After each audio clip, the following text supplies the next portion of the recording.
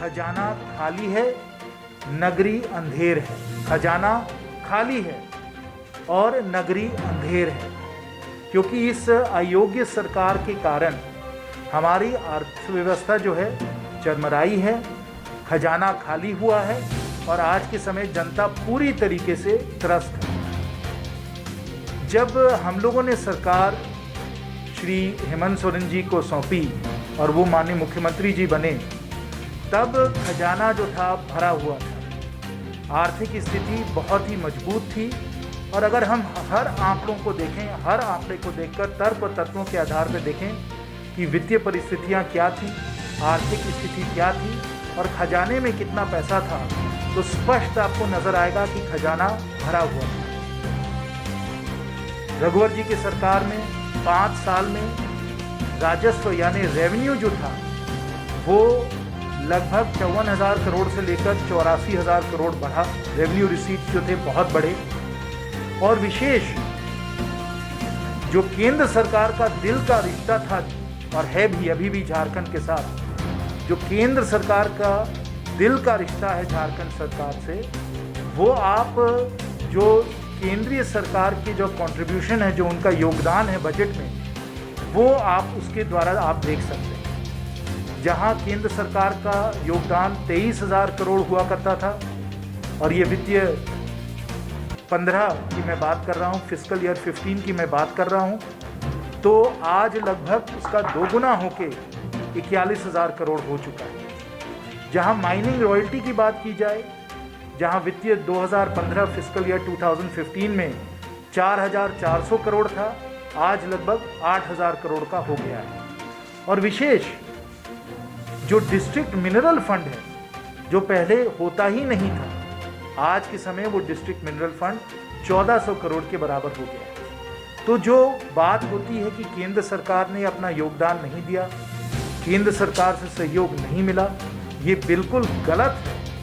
और जो दिल का रिश्ता है केंद्र सरकार और झारखंड का, वो ये आंकड़े दर्शाते हैं, यानी कि Jharkhand is the blue eyed boy of the central government. और जितना योगदान और जितनी मदद केंद्र सरकार को करनी थी झारखंड को, वो केंद्र सरकार ने की।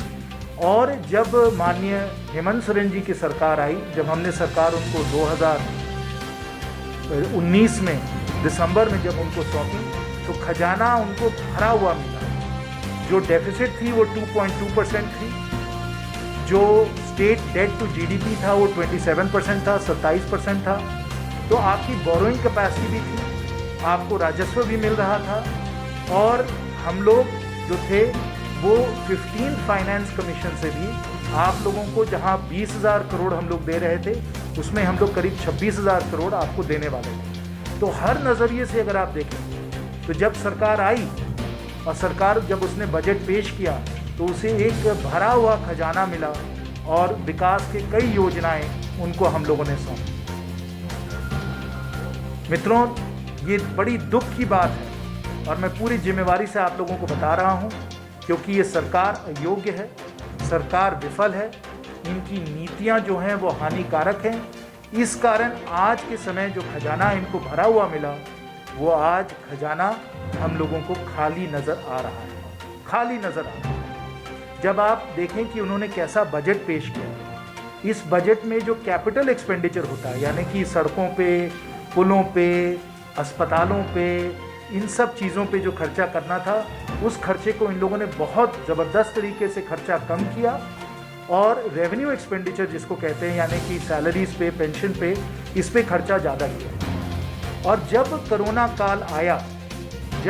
काल आया तो कई राज्य सरकारों ने, चाहे वो उत्तर प्रदेश हो, चाहे वो मध्य प्रदेश हो, चाहे वो बिहार हो, कई सरकारों ने अपने बजट में कई परिवर्तन वो लोग लाए, नए नीतियाँ उन्होंने लाई। 1000 करोड़ कोविड फंड जैसे उत्तर प्रदेश सरकार ने लागू किया, ऐसे कई नीतियाँ लाई गई, जिसके द्वारा जो परिस्थितियाँ हैं उसके लिए जो बदलाव अनुकूल थे, उसके लिए नीतियाँ बदली गई। लेकिन इस सरकार ने बिल्कुल नहीं बदला। और ज़रूरी भी था उस समय, जब राजस्व कोरोना काल में सबका घाटा केंद्र सरकार का भी घटा, तब आप कैपिटल एक्सपेंडिचर को बढ़ाते, आप मेडिकल कॉलेज, आप सड़कों पे, आप पुलों पे, इन सब चीज़ों पे आप खर्चा करते, भले आपको अगर इसके लिए ऋण लेना पड़ता, आपको कर्ज लेना पड़ता, तो वो अनुकूल था, वो उचित था, क्योंकि जब भी इस किस्म की आर्थिक संकट आती है तो हर अर्थशास्त्री आपको बताएगा कि आपको डेफिसिट स्पेंडिंग कैपिटल एसेट्स पे करनी चाहिए। आप डेफिसिट स्पेंडिंग करिएगा, आप ऋण लीजिएगा, तो इससे लोगों को रोजगार मिलेगा, नौकरियां लोगों को मिलेगी और अर्थव्यवस्था फिर एक बार मजबूत हो जाएगी। तो ये इन लोगों को नीतियाँ अपनानी थी। केंद्र में हम लोगों ने ये नीतियाँ पूरी तरीके से अपनाई। आपको मालूम है कि माननीय वित्त मंत्री जी ने कई घोषणाएं की, जिसमें उन्होंने बताया कि किस प्रकार से नेशनल इंफ्रास्ट्रक्चर पाइपलाइन पे खर्चा किया जाएगा, नरेगा के द्वारा खर्चा किया जाएगा, जिसमें ग्रामीण क्षेत्र में हम लोग एसेट्स बनाएं, और कृषि क्षेत्र में 1 लाख करोड़ इंफ्रास्ट्रक्चर की हम लोगों ने घोषणा की।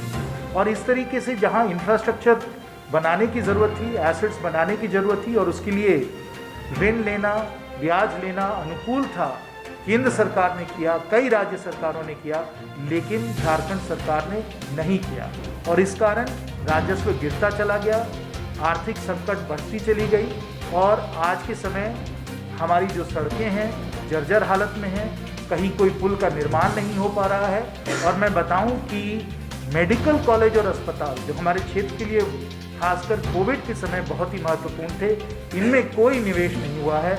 आज के समय जो हजारीबाग में, पलामू में, दुमका में जो मेडिकल कॉलेज और अस्पताल में जोर शोर से वहाँ निर्माण होना था, आज सब काम रुका हुआ है। मेडिकल कॉलेज में एडमिशन तक नहीं हुआ है क्योंकि इस पर कोई ध्यान नहीं दिया गया। तो इस अयोग्य सरकार ने अपने नीतियों के कारण, अपने बजट के कारण जो भरा हुआ खजाना था, इस खजाने को खाली किया और जनता को इन लोगों ने इस तरीके से पीड़ित किया। आज ये इनकी गलतियां, इनकी अयोग्यता, इनकी भूल कोई नहीं भूल सकता। झारखंड की जनता इन्हें कभी नहीं माफ़ कर सकती है, क्योंकि जो ऐतिहासिक भूल हुई है, इसको जनता कभी इस सरकार को नहीं माफ़ करेगी। और हमारा ये दायित्व बनता है एक जिम्मेवार विपक्ष होने के कारण कि ये सब बातें हम लोग जनता के सामने रखें, तर्क और तत्वों के आधार पर रखें। और जो आंकड़े हैं वो झूठ नहीं बोलते। सरकार चाहे जो झूठ बोले, सरकार चाहे जो बातें रखे, जो आंकड़े हैं वो सच हैं, आंकड़े सबके सामने हैं।